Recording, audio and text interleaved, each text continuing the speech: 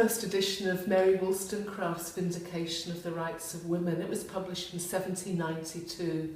It's a fantastic book to have in our collection.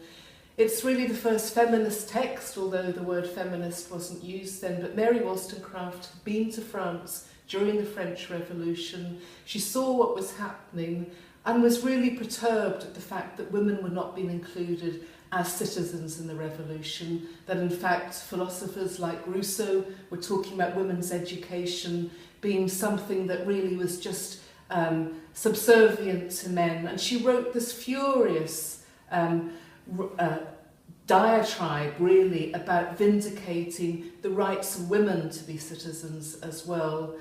She was somebody unconventional in her own personal life, lived liberation, I would say. And I think what's great in terms of bringing this back to Belfast and to the north is the fact that Mary Ann McCracken, the sister of Henry Joy McCracken of United Irish fame, would have read this book, because we know that when Henry Joy was in jail, Mary Ann wrote to her brother and said that she hoped that United Irishmen would also take into account what Wollstonecraft was saying. So maybe she even had this very copy and had a look at it.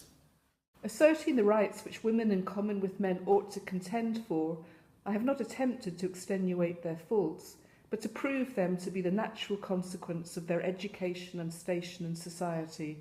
If so, it is reasonable to suppose that they will change their character and correct their vices and follies when they are allowed to be free in a physical, moral and civil sense. Let women share the rights, and she will emulate the virtues of man, for she must grow more perfect when emancipated.